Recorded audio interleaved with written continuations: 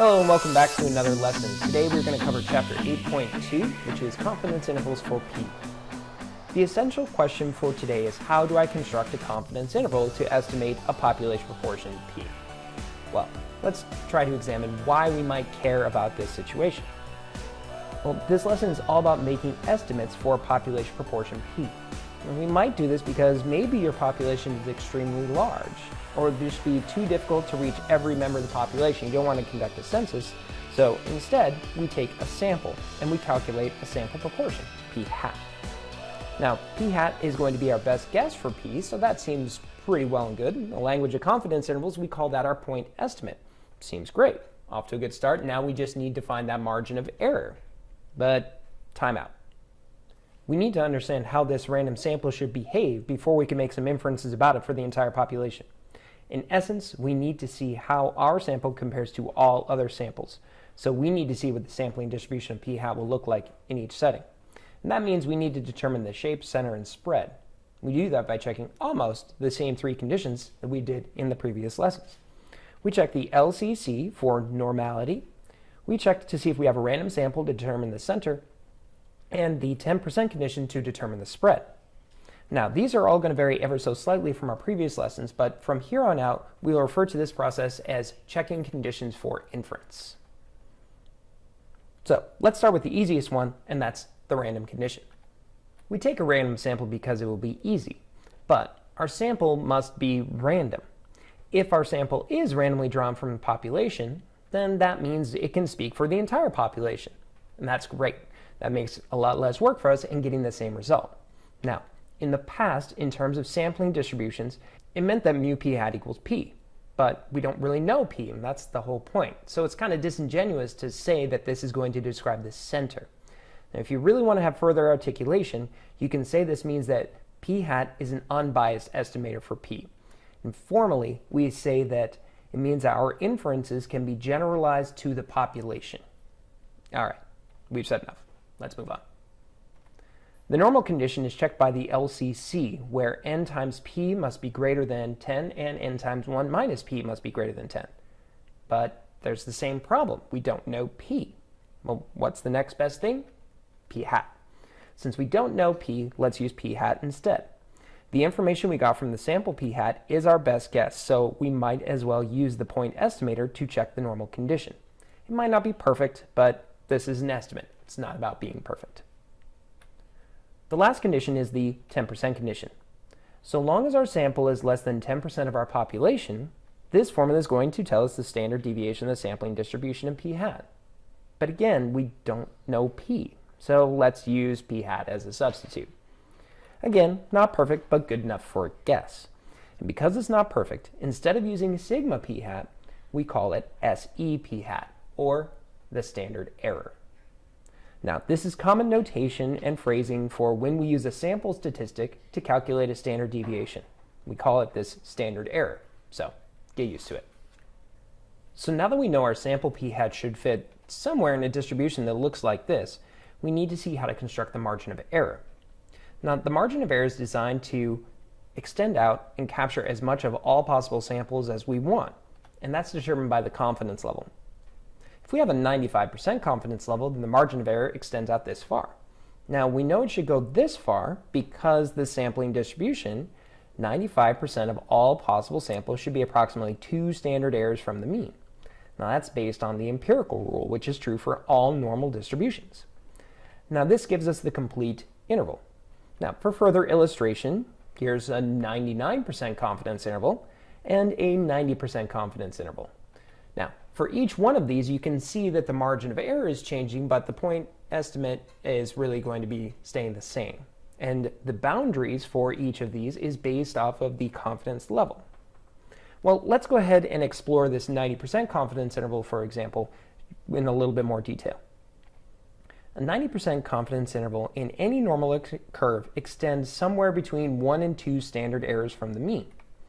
Now, this number of standard errors is called the critical value, or Z star, and we need to find it in order to make our confidence interval. So how do we find this critical value Z star? Well, we want to recognize that it's going to be the cutoff point for the confidence level. It's going to basically pinpoint our upper bound and our lower bound. But what we also want to recognize is that this is going to work in tandem with the standard error to set the margin of error. And we can pretty clearly see is it's 1 SEP hat, 2 SEP hat, 3 SEP hat on the x-axis. That means we're actually multiplying these two values together to get the margin of error. So your ME is the critical value, Z star, times your standard error, SEP hat. But again, how do we find this critical value?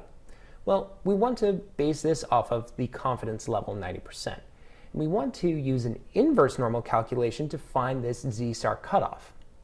In order to find the inverse normal calculation, we need to work with the tail areas. Now, finding the tail area is actually pretty easy. We work in tandem with this 90%. If 90% is capturing the middle part of our confidence interval, then that means there's 10% of the normal curve left over. And 10% divided evenly over these two areas is 5%. So we have to use this tail area to plug into an inverse normal calculation or work backwards from your Z table, and the resulting value is going to be your Z star, your critical value. Now, you always want to make sure that when you are doing your inverse normal, you do plug in your tail area, and then you use a mean of 0 and a standard deviation of 1 in your calculator command. If you're using your Z table, again, you can just work with that percentage, but you have to make sure that percentage is written out as a decimal form. And the resulting value will give you your critical value, Z star. Now, once we've got our Z star, we can plug that in with our SEP hat, and we can calculate our margin of error. So as we said, the margin of error is going to be your critical value times your standard error. Your critical value is your Z star, and your standard error in this case is your SEP hat. We know we had a formula for SEP hat once we had our 10% condition calculated. So now we have a resulting way of calculating the margin of error by taking Z star, the critical value, and multiplying it with your SEP hat, or square root P hat, times 1 minus P hat, all divided by n. So putting all of this together now, we can finally find a formula for the confidence interval for P. A confidence interval in general, as we've talked about for the last couple of lessons, is always your point estimate plus or minus your margin of error. And as we just discussed, the margin of error can now be found by taking the critical value and multiplying that with the standard error. In the case of proportions, our point estimate was P hat, our critical value is going to be Z star, and the standard error is SEP hat, or the square root P hat times 1 minus P hat all over n. And so here, while this formula looks really pretty gross, everything is going to be provided for you on your AP Stats formula sheet, and everything else is just going to be plugging in. The hardest thing is really probably finding that Z star, but with some practice, I'm sure you'll get it. Okay, so now we've got our formula for the confidence interval, we can basically answer our essential question. How can I construct a confidence interval to estimate P? Well, it's going to be broken down into a 4-step process. Your first step should be trying to find out what's your P hat, your sample proportion, your statistic, that's your point estimate, and your sample size. These are the two main things that are going to make up any calculations you're going to do. Then you want to check your conditions for inference. You start off by checking the random condition to make sure that your inference can be generalized to the entire population. You want to check normality by checking the LCC. That allows us to use that standard normal curve for all the basis of our confidence interval calculations. And then you want to check the 10% condition. That's going to allow you to check your standard error for P hat. Now remember that for each one of these conditions, P hat must be used in place of P for any of those calculation conditions.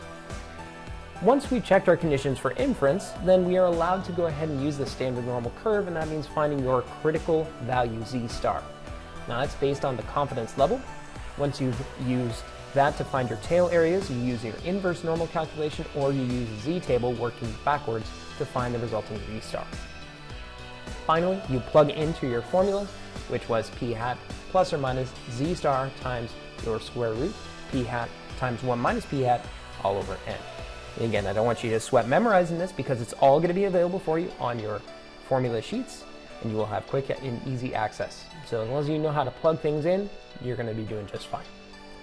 All right, so that does it for today's lesson. Thank you guys so much for watching. Have a wonderful day. I will see you next time.